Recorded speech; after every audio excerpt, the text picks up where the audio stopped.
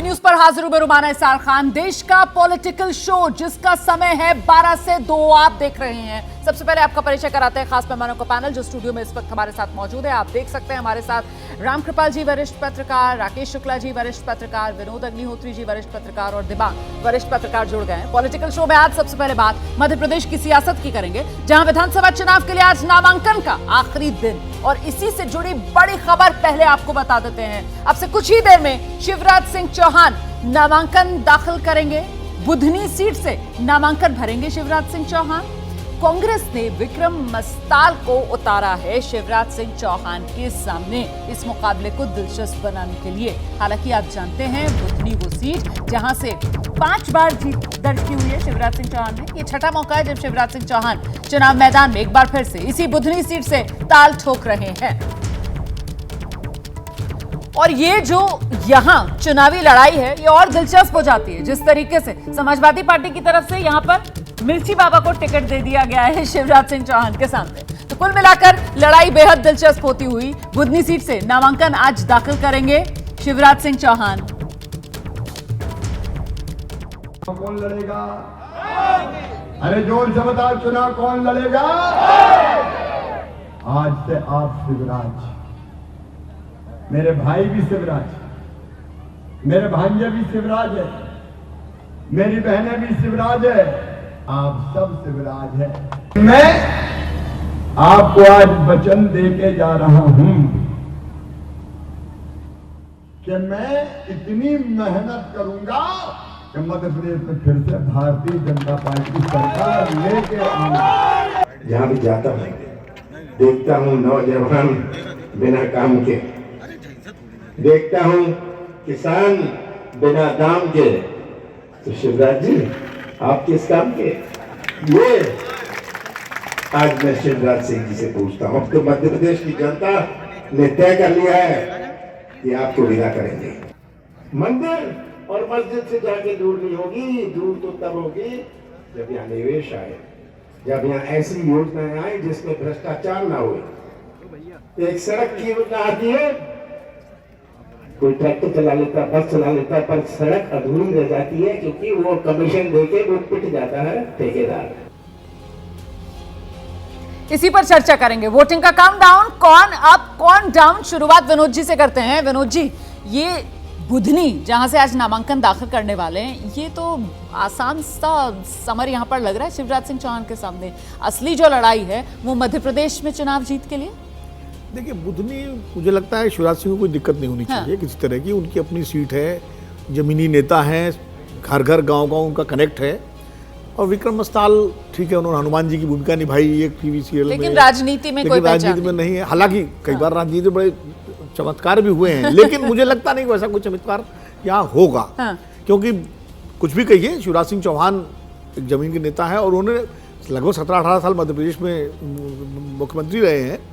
और जिस तरह से उनका कनेक्ट है उसको देखते हुए विक्रम मस्ताल कोई बड़ी कड़ी चुनौती उनको दे पाएंगे, इसमें संदेह। पिछली बार तो कांग्रेस ने अरुण यादव, मध्य प्रदेश चुनाव में चुनौती क्या है शिवराज सिंह चौहान? पिछली बार तो अरुण यादव को लड़ाया था कांग्रेस ने, जो प्रदेश अध्यक्ष रह चुके थे, ज्यादा मजबूत नेता थे उनके मुकाबले, लेकिन वो भी हार गए थे। देखिए, चुनौती जो है शिवराज सिंह चौहान के सामने मध्य प्रदेश में भाजपा को जिताने की और सरकार बनाने की है। अपनी सीट जीतने की चुनौती नहीं है, अपनी सीट तो निकाल लेंगे। भाजपा को जिताना है, बीजेपी की सरकार बनानी है, और ये जानते हुए कि सीएम का ताज उनका नहीं है।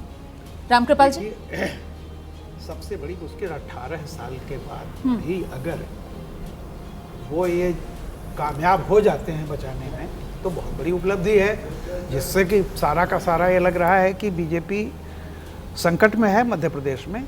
और अगर उसके बाद मैं तो केवल ये मानता हूँ कि पिछली बार की तरह भी अगर फाइट, जरूरी नहीं कि आप सत्ता में चले जाएं, लेकिन अगर नेक टू नेक फाइट है 18 साल के इंटेंट कम्बेंसी के बावजूद, अगर आप करीब करीब लगे बराबरी पर छूट रहा है मुकाबला जैसे पिछली बार हुआ था, तो भी मैं बहुत बड़ी चीज़ मानूंगा।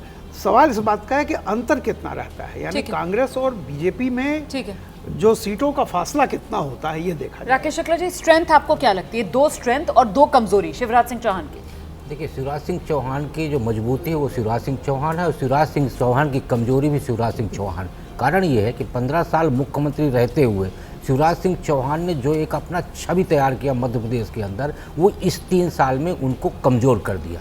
अब दिक्कत इस बात की है कि 18 साल सत्ता में रहते हुए वो मामा के रूप में जिस तरीके से एक वोट के अंदर, एक वोट बैंक के अंदर अपनी छवि का निर्माण किया है, उसके चलते भारतीय जनता पार्टी के केंद्रीय नेतृत्व द्वारा चाह कर भी उनको नज़रअंदाज नहीं किया गया। और एक चर्चा ये चल रही थी कि इस बार शायद विधानसभा चुनाव उनको नहीं लड़ाया जाएगा, लेकिन मजबूरी में उनको विधानसभा चुनाव लड़ाना पड़ा, क्योंकि पार्टी को ये लगा यदि उनको चुनाव नहीं लड़ाया जाएगा तो एक जो वोट का पूरा पॉकेट है वो भारतीय जनता पार्टी से अलग हो सकता है। ठीक है, दिबांग। देखिए, शिवराज सिंह चौहान के लिए चुनाव बड़ी बात नहीं है, लेकिन उनकी उपस्थिति, उनकी स्थिति राज्य में वो बड़ी चीज़ है। और उनका मैंने इंटरव्यू हाल में किया तो मैंने उनसे कहा कि 64 साल के हैं, पार्लियामेंट्री बोर्ड में नहीं हैं आप। गृह मंत्री कह रहे हैं कि अगला मुख्यमंत्री कौन होगा भी तय नहीं है। तो ये बड़े सवाल हैं। जन आशीर्वाद यात्रा जो पिछली बार निकाली गई, उन्होंने अकेले निकाली, इस बार 5 अलग लोग थे, 8 बड़े बड़े लोग उतरे हुए हैं, तोमर उतरे हुए हैं, प्रहलाद पटेल उतरे हुए हैं, फग्गन सिंह कुलस्ते उतरे हुए हैं। तो एक बड़ी चुनौती उनके पास वो है, उनकी पार्टी के अंदर एक तरीके से वो घिरे हुए हैं। मैंने उनसे पूछा कि जब बात होती थी नरेंद्र मोदी प्रधानमंत्री बनेंगे या अडवाणी जी बनेंगे, तो अडवाणी जी कहते थे, जब उनसे पूछा जाता था नरेंद्र मोदी अच्छा काम कर रहे हैं, तो वो कहते थे शिवराज भी अच्छा काम कर रहे हैं। तो क्या इस वजह से आपको कोई मुश्किल होती है? अब तो नरेंद्र मोदी प्रधानमंत्री हैं, तो उनका कहाँ मेरी तुलना आप उनसे कर रहे हैं? वो दौर अलग थी, वो बात उन्होंने कही थी। और एक बात जो मुझे समझ में आई कि बहुत ही ज़मीन पर मेहनत करने वाले नेता, और वही यहाँ पर दिखाई दे रहा है। मेहनत करने वाले नेता भी और विनोद जी जमीन की हकीकत को समझने वाले नेता भी। और इसीलिए जिस तरीके से बीजेपी की तरफ से इस बार दिग्गजों पर दाव मध्य प्रदेश के चुनाव में लगाया गया है, क्या आपको लगता है कि खुद अपनों में ही घिरे हुए भी नजर आते हैं शिवराज सिंह चौहान? नहीं, निश्चित रूप से घिरे तो हैं अपनों में वो। और जैसा भी राकेश भाई भी कह रहे थे कि उनको ना चाह करके भी टिकट दिया गया, या सामने रखा गया, उनकी अनदेखी करना चाहता था हाईकमान, लेकिन नहीं की गई, क्योंकि उसका एक आधार है। अब टिकट उनका तीसरी चौथी सूची में अनाउंस हुआ, जबकि पहले होना चाहिए था। कई बार चर्चा ये भी थी कि उनके बेटे को टिकट दिया जाएगा, वो नहीं दिया जाएगा। तो कुल मिलाकर के, और जिस तरह बड़े दिग्गजों को उतारा गया, नरेंद्र सिंह तोमर, प्रहलाद पटेल, कैलाश विजयवर्गीय, फग्गन सिंह कुलस्ते।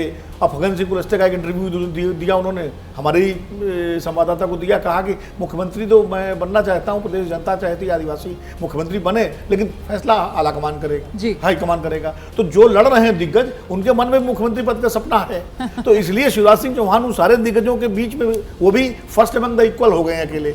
इसी वजह से अपनों के बीच में भी घिरे हुए नजर आ रहे हैं शिवराज सिंह चौहान। इस बीच देखिए, चुनावी राज्य मध्य प्रदेश से एक और बड़ी खबर सामने ये आ रही है कि मध्य प्रदेश में 9 चुनावी रैलियां करेंगी बहन मायावती।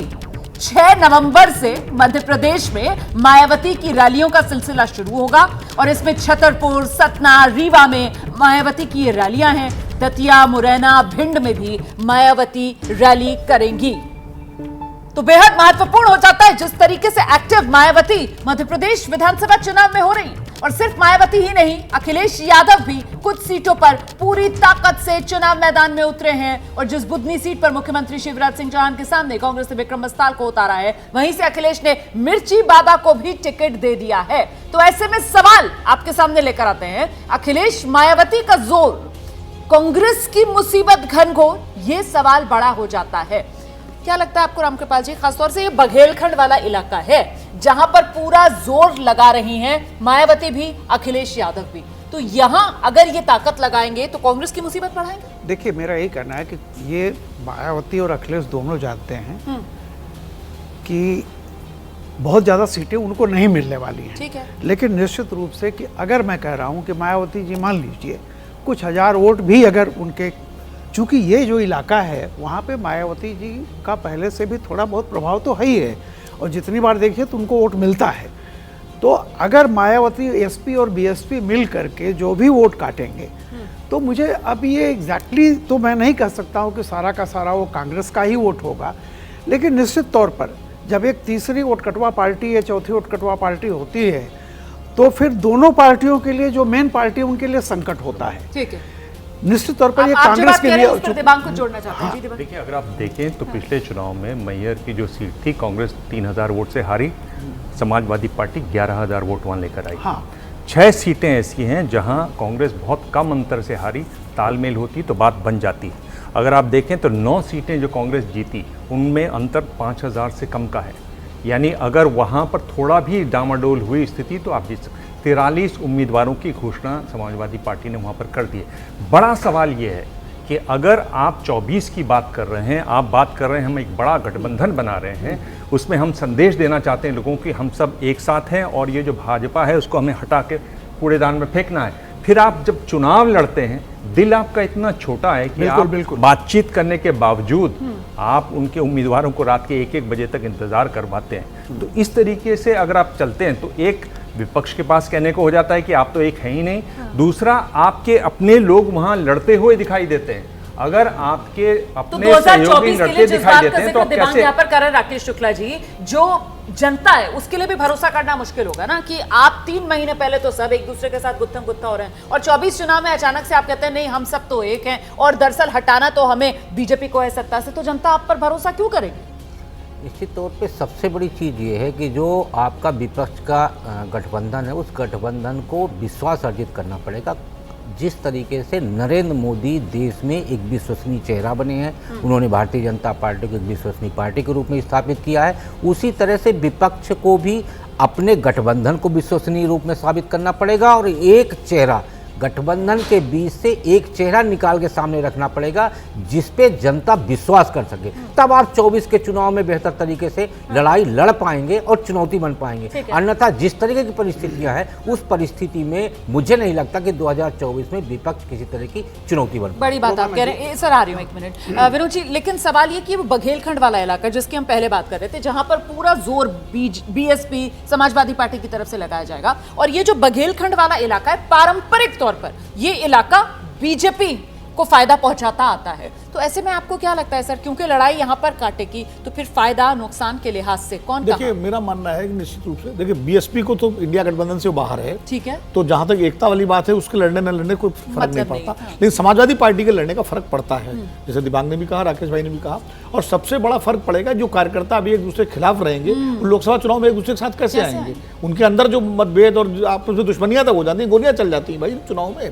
अच्छा, बघेलखंड के अलावा ग्वालियर चंबल संभाग में भी ये पार्टियां लड़ा रही हैं चुनाव, तो निश्चित रूप से सबसे बड़ा असर पड़ेगा जिस पार्टी के बागी को टिकट देगी समाजवादी। ये हमें थोड़ा विश्लेषण करना पड़ेगा कि अगर सपा ने या बसपा ने बीजेपी के बागी को दिया है तो ज्यादा वोट तो बीजेपी का खींचेगा, अगर सब कांग्रेस के बागी को दिया है तो कांग्रेस का वोट खींचेगा, ये एक, और अगर अपने कैंडिडेट को उतारा है तो किस जाति का है, उस जाति का वोट किसको मिलता है, ये देखना पड़ेगा, क्योंकि खाली ये बहुत अच्छा पॉइंट है सर जो आपने रखा है। और देखिए बागियों को लेकर तो इस वक्त चाहे कांग्रेस हो या फिर बीजेपी दोनों ही दुविधा में हैं। हम छोटे से ब्रेक के लिए यहाँ पर रुक रहे हैं और आगे जब लौटेंगे तो रक्षा मंत्री राजनाथ सिंह का वो बयान जिसने मध्य प्रदेश में बीजेपी के नए कप्तान की तरफ इशारा तो किया है, लेकिन उस इशारे का मतलब क्या है इसी को समझेंगे आगे। तो मध्य प्रदेश का संग्राम क्या होगा अंजाम, और आप जानते हैं सियासत में बयानों के अपने और गहरे मायने होते हैं, खासकर तब जब कोई बयान बड़े नेता की तरफ से आया हो। बीजेपी इस बार मध्य प्रदेश का चुनाव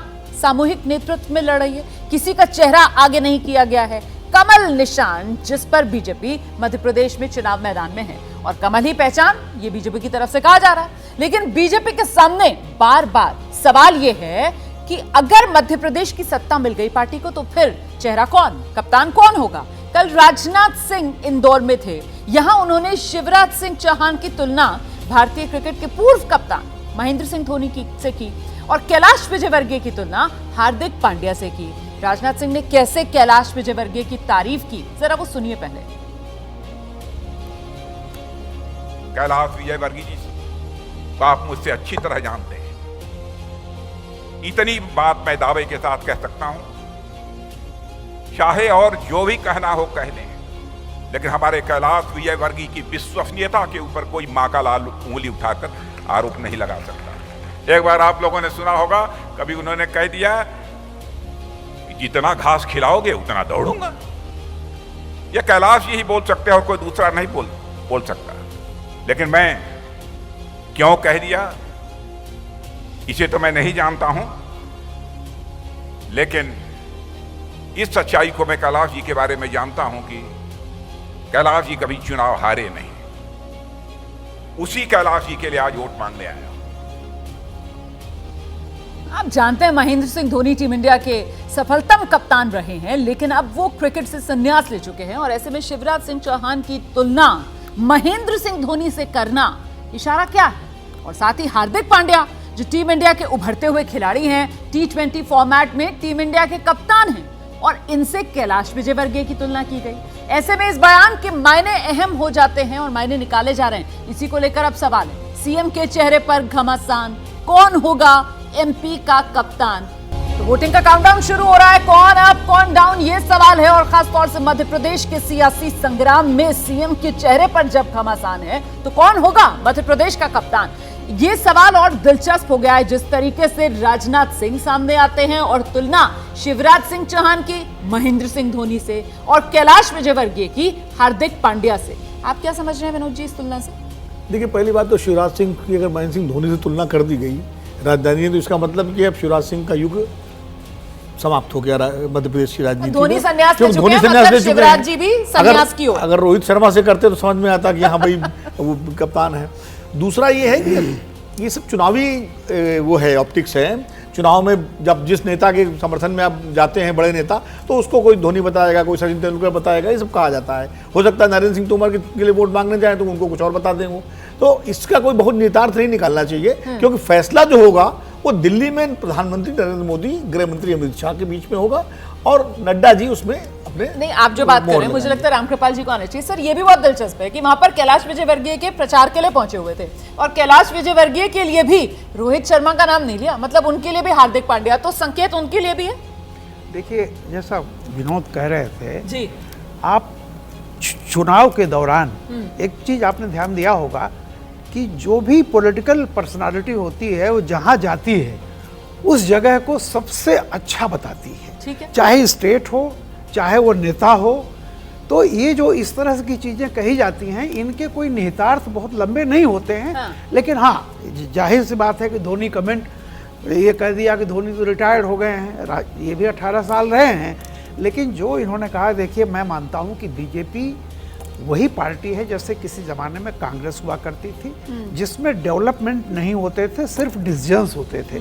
और इंदिरा गांधी कब रात को फ़ोन करके कह दें, वहाँ पे महाराष्ट्र के जो सीएम बने थे, क्या नाम उनका था, तो उनको खुद भी नहीं पता था। रात को 12 बजे उनको कहा गया कि कल आप मुख्यमंत्री पद की शपथ लेंगे। अंतुले जी? नहीं, अंतुले नहीं। अरे वो आए, उसके बाद आए थे एक सज्जन। अच्छा अच्छा। उनका तो अभी बीजेपी में क्या हो रहा है? तो ये बीजेपी में भी देखिए, मैं बताऊं, हाँ। जब योगी 2015 में जब चुने गए, 15 के 17 में आए थे, कोई नहीं जानता था। ऐन मौके पर मतलब आला कमान जो करेगा वो आला कमान करेगा। लेकिन दिमाग जिस बात से मोदी जी और हमारा अर्जुन सिंह शपथ ले चुके थे, मंत्रियों की सूची लेके आए थे और राजीव गांधी ने गवर्नर बना के भेज दिया। ठीक है, सारा फैसला आला कमान करेगा, यहाँ से जो बात सामने निकल कर आ रही है। पर मेरा सवाल ये कि संकेत मिल रहे हैं क्या? क्योंकि महेंद्र सिंह धोनी और हार्दिक पांड्या, लेकिन सवाल ये कि आजकल तो क्रिकेट वर्ल्ड कप चल रहा है और रोहित शर्मा का इंतजार है ना सबको, कौन होगा मध्य प्रदेश? दो बातें हैं इसमें, दो बातें हैं इसमें। कोहली का नाम ही नहीं लिया। जैसे इस पैनल पे इतने क्रिकेट के जानकार हैं, मुझे कतई क्रिकेट समझ में आती नहीं है और मैं नहीं समझता हूँ कि राजनाथ सिंह जी को भी इतनी क्रिकेट समझ में आती होगी। एक तो बात यह है।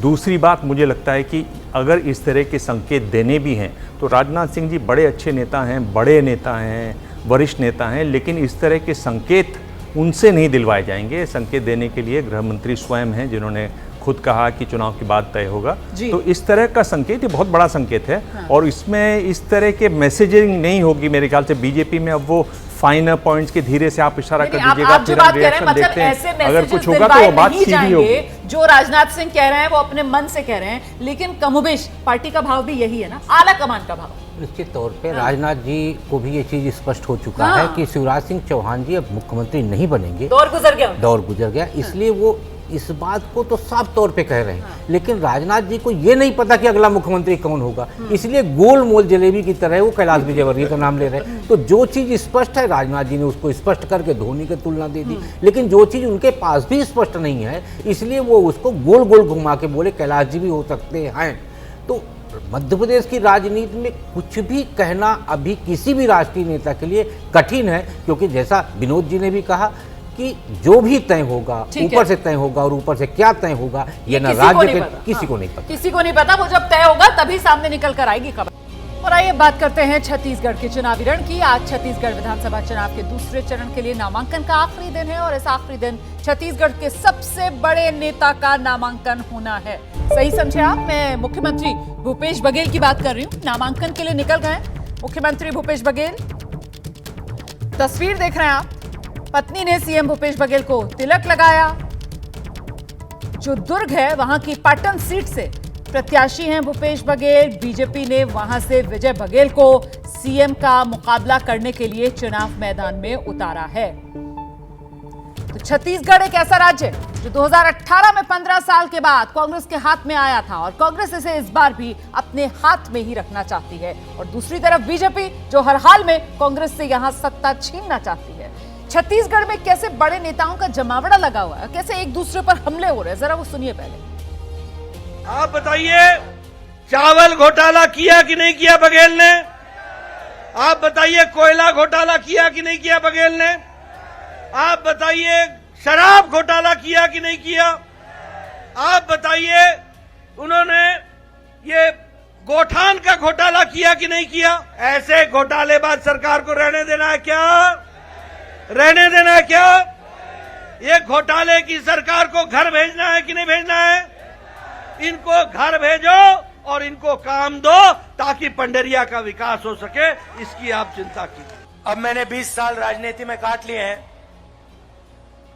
दो ही तरीके की होती हैं। एक सरकार होती है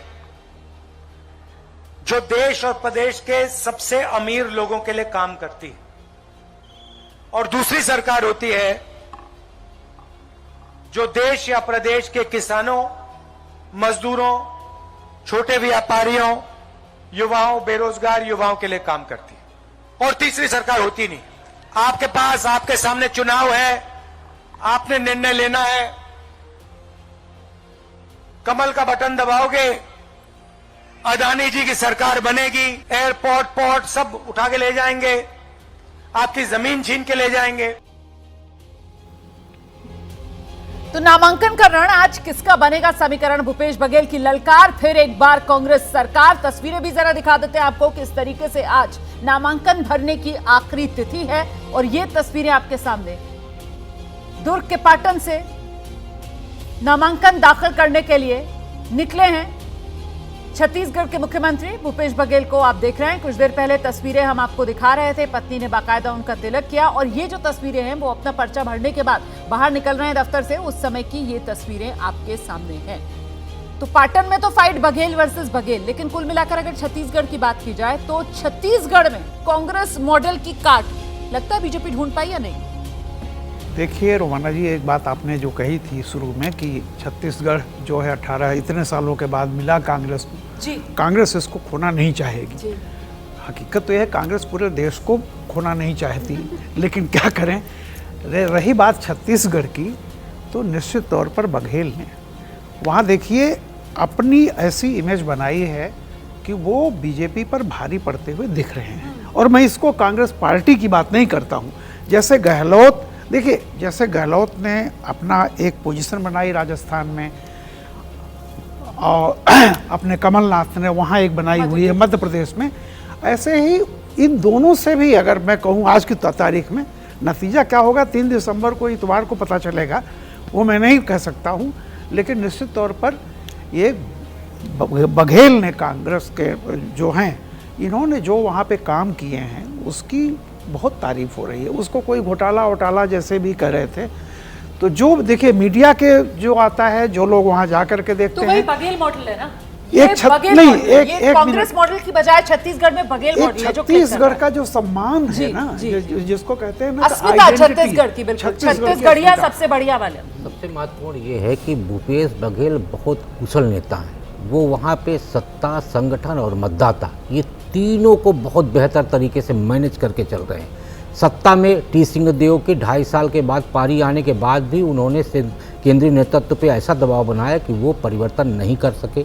संगठन में वो अपने हिसाब से सारे लोगों को मैनेज करके चल रहे हैं, और मतदाताओं के लिए उन्होंने ओबीसी और आदिवासियों का एक बेहतरीन वहाँ पे सामंजस्य बना के रखा है। साहू, पटेल और आदिवासी, ये तीनों जो है वोट बैंक वहाँ ज़्यादा संख्या में है। और भूपेश बघेल पिछले 5 साल में इस वोट बैंक को बेहतर तरीके से संभाल के चल रहे हैं, और इसी वजह से भारतीय जनता पार्टी चाह के भी आगे नहीं बढ़ पा रही। तो हर तरफ वो बैलेंसिंग एक्ट में माहिर भूपेश बघेल और रास्ता कांग्रेस का आसान।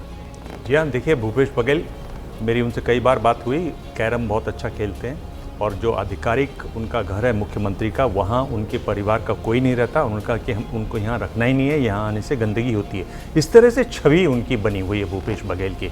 भूपेश बघेल महत्वपूर्ण है बहुत, और जिस तरह की बात बाकी पैनलिस्ट कर रहे हैं मैं सहमत हूँ। जिस तरह की छवि उन्होंने बना ली है, उसमें उन्होंने कहा कि मैंने आरएसएस प्रमुख को लिखा है कि आइए और देखिए हम लोग गौशालाएँ कैसे चलाते हैं, यानी बीजेपी के पिच पर उतरकर बीजेपी की तरह से खेल रहे हैं। वो बीजेपी के पिच पर उतरकर कांग्रेस बहुत अपना खेल दिखाती है, पर वो उन्हीं का खेल उनको दिखा रहे हैं। दूसरी जो बहुत महत्वपूर्ण बात है कि कांग्रेस में बहुत दिनों के बाद, चाहे उत्तर प्रदेश में वीर बहादुर सिंह हो या आंध्र प्रदेश में वाईएसआर हो, उस तरीका एक नेता आया है कांग्रेस पार्टी में, यानी एक ऐसा नेता जो जमीन से जुड़ा हुआ है, लगातार दौड़े करता है। और 2024 में रोमाना, क्योंकि अगर ओबीसी की बात हो रही है तो ओबीसी जो मुख्यमंत्री हैं, चाहे सिद्धरमैया हों, बघेल साहब हों या गहलोत हों, उसमें राजस्थान में मुश्किल लग रही है, लेकिन अगर ये जीतते हैं तो एक बहुत बड़ा चेहरा होंगे 24 के चुनाव में। अगर कांग्रेस को ये लगता है कि नजर आएंगे, और वो पहले भी नजर आए, जिस तरीके से उत्तर प्रदेश विधानसभा चुनाव, वहां पर भी प्रियंका गांधी के साथ अगर कांग्रेस का कोई बड़ा चेहरा मुख्यमंत्री के तौर पर नजर आता था तो वो यही भूपेश बघेल